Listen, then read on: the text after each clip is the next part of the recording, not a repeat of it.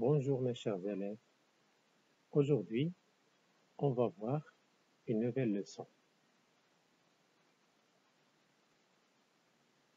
On va voir quelques propriétés de l'air.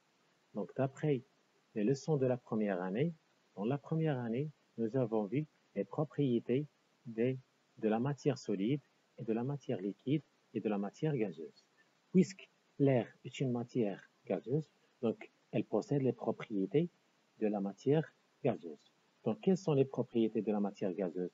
Par exemple, nous avons vu l'année dernière que la matière gazeuse est un fluide. Ça veut dire qu'on ne peut pas saisir avec les doigts. Mais aussi, on a vu que la matière gazeuse prend la forme de récipient, donc ne possède pas de forme propre. Cette année, on va voir d'autres propriétés de l'air.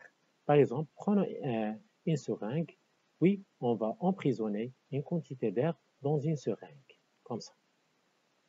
Regardez donc la première expérience. Si je tire le piston, je constate que le volume d'air ici augmente, mais la pression elle diminue. Si je pousse le piston, je constate que le volume d'air ici diminue, mais la pression augmente. Donc, dans la deuxième expérience, je dis que je peux comprimer l'air, donc c'est une compression. Dans la deuxième expérience, je dis que je peux détendre l'air, donc c'est une expansion. Donc, on peut dire que l'air possède une propriété qui s'appelle la compression et l'expansion. Finalement, je peux conclure que l'air est compressible et expansible. Observation. Donc, d'après l'expérience précédente, je peux dire que lorsque je pousse le piston, le volume d'air diminue, mais la pression augmente. Et l'inverse, lorsque je tire le piston, le volume d'air augmente, mais sa pression diminue. Conclusion. Lorsqu'on comprime l'air, son volume diminue et la pression augmente. Lorsque je détends l'air, son volume augmente et sa pression diminue. Donc, je peux dire que l'air est compressible et expansible. Pourquoi l'air est compressible et expansible? Car les particules de l'air ne sont pas compactes, elles sont séparées. Mais si je répète la même expérience en utilisant, par exemple, un liquide ou une matière solide, je peux constater que je ne peux pas bouger le piston. Ça veut dire que la matière solide et la matière liquide n'est pas compressible et n'est pas expansible. Pourquoi? Car les particules de la matière solide et les particules de la matière liquide sont compactes. Elles sont très proches les unes des autres. Dans les deux expériences, la compression et l'expansion, je constate que le nombre de particules de l'air ne change pas. Ça veut dire que la quantité d'air ne change pas. La quantité d'air s'appelle la masse d'air. Donc, je peux dire que la masse d'air ne change pas. La question qui se pose maintenant, est-ce que l'air possède une masse? On rentre à cette question par l'expérience suivante. Donc, regardez, on prend un ballon gonflé, puis on pèse le ballon. Je trouve une masse M1. Puis je dégonfle le ballon, c'est-à-dire je fais sortir 1 litre d'air d'un ballon, puis je pèse à nouveau le ballon dégonflé. Je trouve une masse M2. Donc regardez, il y a une différence entre la masse M1 et la masse M2. Donc la masse du ballon gonflé est supérieure à la masse du ballon dégonflé. Donc je peux déduire que, à partir de cette expérience, que l'air possède une masse. Donc, à partir de ça, je peux conclure que la masse d'1 litre d'air est égale à peu près 1,2 g. Conclusion. Donc, l'air possède une masse. On dit que l'air est pesant. Deuxième conclusion, la masse volumique de l'air aux conditions normales est égale à 1,3 g par litre. On peut calculer la masse volumique en utilisant la formule ρ est égal à m sur V. Remarque, les conditions normales sont la température 25 degrés Celsius et la pression est égale à 1013 hectopascales. Ça veut dire les conditions dans lesquelles nous vivons sont à peu près les conditions normales. La masse volumique d'air varie avec la température et la pression. Ça veut dire lorsque la température change ou la pression change, la masse volumique de l'air change. Donc cette masse est égal à 1,3 g par litre dans les conditions normales, mais lorsque les conditions changent, cette masse volumique va changer. Soit elle augmente, soit elle diminue. La composition de l'air. Donc, nous réalisons l'expérience suivante en utilisant la laine de fer. Donc, je prends une quantité de laine de fer, je colle la quantité de laine de fer dans une éprouvette graduée, et puis je mets cette éprouvette graduée à l'envers dans un cristallisoire qui contient de l'eau. Donc, après quelques jours, je constate que le niveau de l'eau a monté de 1 sur 5, de 1 cinquième, de 1 cinquième. Donc, à partir de ça, je peux observer que la laine de fer s'oxyde par le dioxygène. Ça veut dire que la couleur du fer devient rouge-brun.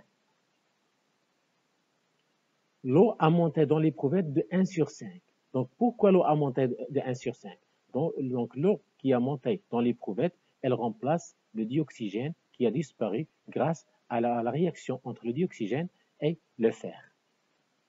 En conclusion, je peux dire que le dioxygène représente à peu près 1 sur 5. 1 sur 5, c'est à peu près 20%. Mais la valeur réelle, c'est pas 20, c'est 21% de dioxygène. Donc, je peux dire que l'air est un mélange constitué de 21% de dioxygène, à peu près 1 sur 5. 78% de diazote, 4 sur 5.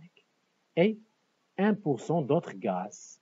Donc, l'air est un mélange de plusieurs gaz. Donc, je peux dire que dans l'air, il y a 2 gaz majoritaires. Le plus majoritaire, c'est le diazote et le moins majoritaire, c'est le dioxygène. Exercice. Prenons une chambre parallélépipédique, ça veut dire mutawaziyat al-mustatilat.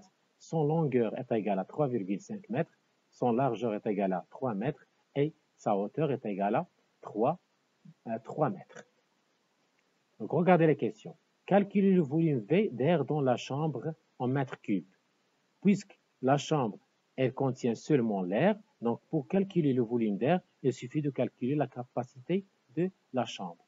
Donc, puisque la chambre est parallélépipédique, donc je peux utiliser la formule V est égal à L fois H. La hauteur, la longueur fois la largeur fois la hauteur est égal à 3,5 fois 3 fois 3 mètres.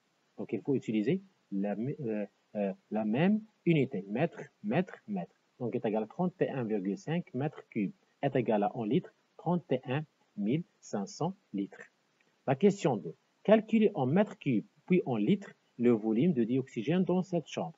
On sait que le volume de dioxygène représente 21%. Donc, 21% du volume total. Donc, je peux utiliser V1 est égal à V, le volume total de l'air, fois 21%, est égal à 31,5 fois 21 sur 100, est égal à 6,61 mètres cubes, est égal à 6615 litres. La question 3, c'est pas 4, 4, 3. Trouvez en mètres cubes, puis en litres, le volume de diazote dans la chambre. Donc, pour trouver le volume de diazote, il faut prendre le pourcentage de diazote. Combien est le pourcentage de diazote? Le diazote représente 78%. Donc, je peux utiliser la formule suivante. V2 est égal à V, le volume de l'air, fois 78%, est égal à 31,5, le volume de l'air, fois 78 sur 100, est égal à 24,57 mètres cubes, est égal à 24 570 litres. La question 4. Quelle est la masse d'air dans cette chambre, sachant que la masse volumique est égale à 1,3 g par litre dans les conditions normales? Donc, on va calculer la masse. Son symbole, c'est M. Donc, pour cela, on doit utiliser la formule de la masse volumique. Rho est égal à M sur V. Puisque Rho est égal à M sur V, alors M est égal à Rho fois V. Donc, je vais utiliser la deuxième formule. Donc, regardez, donc, M est égal à 1,3, c'est la masse volumique de l'air, fois V, le volume de l'air. Mais on a deux volumes ici, en mètres cubes et en litres. Donc, on doit utiliser ici le litre, car la masse volumique est exprimée en grammes par litre. Donc, il faut utiliser le litre. Donc, est égal à 40 950 grammes. En kilogrammes, c'est 40,95 kg. Et merci pour votre attention. À la prochaine.